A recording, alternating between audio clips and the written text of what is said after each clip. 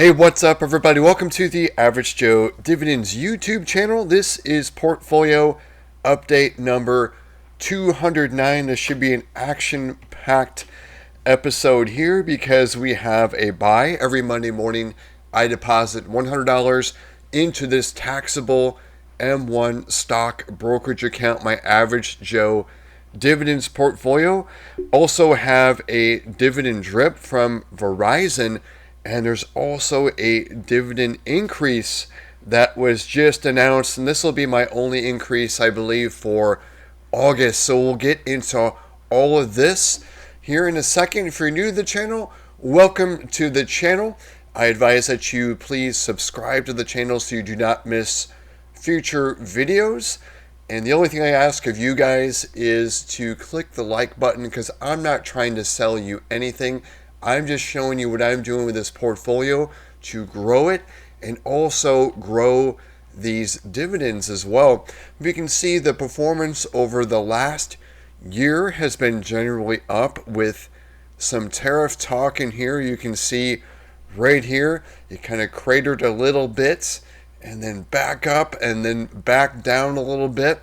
We'll show over the last week we've kind of had this slide here, but then we've kind of rebounded so far today. So I just kind of want to show you that we can see how the performance over the last year, you can see most of it has been in market gain. I just don't want to have dividends in this portfolio. I also want to see stock appreciation. I want to have my cake and eat it too, but my strategy is, though, down the road is to not have to sell the shares of my investments.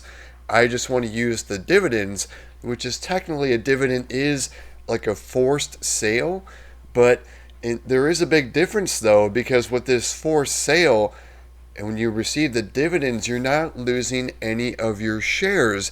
The companies that you're invested in are just simply going to just keep selling their goods and services then to share it with the shareholders. So we'll go into the activity log, and before we go there, if you're curious to see what's all in this portfolio, I'll leave a link below so you can see all the companies and the percent I have allocated to each of these. And so we're going to click in on to the activity log. We can see that Verizon, this dividend rolled in on Saturday morning. There's a 1-day delay with M1. So $62.86, that showed up as cash within my portfolio again with a dividend. You know, it's kind of a forced sale, but I didn't lose any shares of Verizon. We're going to see, actually, I'm going to gain shares with this dividend with the $62.86. We can see here's my deposit this morning. These were the 8 buys. This is on August 1st with the drip from BST. Just watch my prior video. You can see what these buys were and what happened with my next dividends for those companies. So we can see the 2 buys. We can see I think there was 4 cents left over in the account. They're going to be applied. So the $100 plus the $62.86 plus Verizon. This is what this buy is, the 2 buys. And one of them is going to be a drip. So we'll click here. And we can see the $100 and then the extra 4 cents. It all went into BST. And this is not a pick by me. This is based upon, let me show you in the portfolio here, this page. It's based upon my allocations, the actual and target. And then on Mondays, what I do is I use auto invest. What that means is the money I put into it is going to go into the underweighted portion of the portfolio. And right now, the underweighted portion is in my ETF slice. And we can see right now, SCHD is a little bit overweighted at 55.1. You can see we're underweighted at BST, and that's why the deposit went there. On Wednesdays, what I do is I deposit another $100, but then I pick 5 companies to invest in, so $20 into each of those. So we'll go back here. I'm going to show you the result. We'll see the number of shares purchased here, and with the BST and $100.04, with it all going there, it bought 2.56753 shares of BST. So over 2.5 shares there at BST. And then Verizon, this is a dividend drip.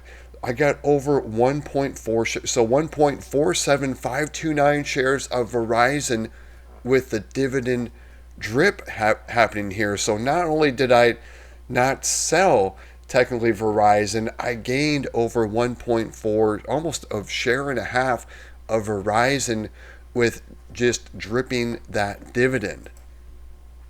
So what we're going to do next is we're going to go to the holdings tab, but we're going to grab some data here in a little bit. What we're going to do first is we're going to go over to my Google Docs spreadsheet where I track all these positions in this portfolio.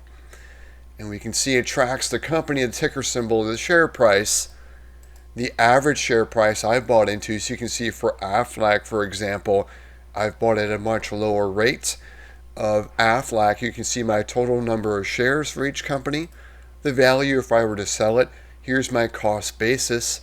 So with Aflac, for example, with dividends included, I've made over $1,000. You can see that gain or loss in a percentage. Anything above 25% will be in green. Here's the dividend per share. And these are quarterly payers except for the 2 monthly payers that are in blue there, with BST being one of those. We can see here is the current yield. Here's the yield on my cost. And where we have a situation where I've bought shares of companies at a lower rate that it's currently at, my yield on cost will be higher. But in the case of Pepsi, you can buy Pepsi at a higher yield than me because I have bought Pepsi at a higher rate than it is currently trading at. And here's the pay date. Everything on this sheet is arranged by the pay date. We are in August already. We can see our first dividend that rolled in for Verizon. So I've only received $62.86 so far. But here's the next dividend for Verizon. This does not include the drip. I have not updated the sheet. We're going to update the sheet though, and we'll show that. We're going to see the next dividend for Verizon go even higher than that because of the share and a half approximately that we've bought of Verizon. We're also going to see BST go up because of the 2.5 shares they're bought of BST. We're also going to see the next month, the dividends are going to go up for monthly, quarterly, and annual. So I've put in the current ones. So we're going to see it change here in the green. We're going to update my sheet over here for the monthly average dividend tracking as well, because we have the events of the $100 deposit, the Verizon drip, but also little bonus here.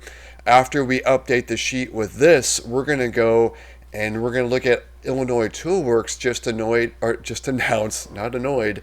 This is not annoying at all. It's actually great news because they announced a 7% dividend increase. So we're going to update the sheet for that as well. So we can see the big three that moves the dividends higher and higher are, of course, buys with the $100 deposit, drips you can see for Verizon, and also dividend increases. So we're going to see all three of those at work to increase this monthly dividend. So let's go ahead and grab that data from M1, and it's going to update this sheet. I'll show you how that happens here. So what we do is we go to M1, and again, I'll leave a link below so you can see what's all in this portfolio. You can see from the largest position, SCHD and BST, this makes up the bulk of this portfolio. With, you can see NVIDIA is the largest individual position by thousands there. So we're going to grab everything here, starting with a name, and really I'm pulling the shares, the average price and cost basis for each of these, and this is kind of raw data I'm grabbing from M1, and we're going to paste it into my Google Docs spreadsheet on the M1 data tab, and it's going to use VLOOKUPs to pull the average share price, the number of shares, you can see the VLOOKUPs there, and the cost basis. But it's only going to be for those two positions for BST and Verizon, because those are the only two that changed as a result of those buys. So go to the M1 data tab, pay special values only. So essentially I don't have to type in this data. It's just going to paste it in there, align it, use the VLOOKUP, and grab that data. So we're going to take a look at the new rates for Verizon as well as BST. So for Verizon, it was at $62.92. I purchased a little fractional share of Verizon before this, so now it looks like it's gone up in even dollars. So moving from $62.92 to now $63.92, and this will be the next dividend in November. But wait, in September though, I'm going to get a 2% increase with Verizon. So let's do some quick math here. So actually it's going to be even higher. So I'll do equals this and times 1.02, because Verizon pretty safely has provided a 2% dividend increase. So I'm looking at, we don't want to do that. It's going to be around $65.20 at least if I don't buy any more fractional shares or whole shares of Verizon. So look at that. It's going to go up even higher after the likely dividend increase for Verizon there. So I just kind of want to show that. And then here's the results of BST with that $100.04 buy, moving from $529.14 now to $529.78, and that will be the new dividend at the end of August, because the ex-dividend date has not been declared yet for BST. So that's the dividend we're looking at there. We're going to come back to Illinois Toolworks in a little bit because they announced that dividend increase. But let's take a look first at now the new cash flow averages monthly, moving from $1,092.51 to now $1,093.48. The quarterly jumping from $32.77.53 to now $32.80.45. And then look at the annual, moving from $13,110.12 to now $13,121.80. So good movement there. So we'll put that $1,093.48, $1,093.48. And again, that was because of the $100 deposit and the Verizon drip. Look at that. Added 97 cents of monthly income. This is going to be monthly income going forward every month, and not just for the month of August. So you can see when I'm buying higher yielding stocks like Verizon and BST, that difference, and having that drip in there as well. You can see, like last week, my $100 deposits are only moving the needle that much. Or even look at the $100 deposit here on July 16th with Fifth Third and O dividend drips. It still didn't move it nearly as much as today with this 97 cents. So good move there. And now we're going to update the sheet with Illinois Toolworks. And I saw this over at Seeking Alpha. Here's the good news. It was another 7% dividend increase for Illinois Toolworks there. So like clockwork, Illinois Toolworks increased their dividend by 7%. So the old one was $1.50, I believe. So we're going to put in the $1.61 for that new dividend, and we're going to update the sheet over here again. But we'll see the new dividend for Illinois Toolworks. Here it is right here. Here's the current. Scroll over here. We'll get that updated on the sheets. There we go. This is a better view of it. So here's the current dividend. Quarterly dividend is $1.50. And again, it was $1.61. So we're going to put that in there. Here's the current dividend. I put it here at $9.68. And then the colors, remember, anything above $10 above will be green. So we're going to put $1.61 here. Remember, this is not new money putting in. This is just an announcement of Illinois Toolworks, that 7% dividend increase. And then you can see the month of increase is August. And now the new dividend in October is going to be $10.39. So you can see the old one, $9.68 to now $10.39. let's grab that new dividend date. It's going to be payable on October 10th, but I added day because M1 has a 1-day delay. So I'll put 10/11/25 right there. So nice. We moved another one to the green because I think $10 is more of a, it's kind of a, more of a substantial amount of receiving, money. $10, you can actually buy something with that. Maybe you can grab lunch, cheap lunch with that. So that's why I've made it kind of, the green there. So you can see that's our first October pair that we've gotten so far. So all these July pairs are going to move down and they're going to become October pairs. So here's the first one here. And then there's another announcement with Amgen with their new dividend date. No dividend increase because they usually don't increase their dividend until December, but I found it over at Seeking Alpha. And then their new date is going to be September 12th, so we'll put 9/13, and then we'll shuffle the deck for them. So it's nice we get paid, and then 3 months later we get a new dividend date. And then, of course, with Realty Income and BST, it's every month. It's just awesome. Every month like clockwork getting those dividends. So you can see Amgen just jumped down here for their dividends. So we're going to put that now 1093.72, 1093.72, because the event that happened here is the Illinois Toolworks dividend increase. So look at that, 24 cents.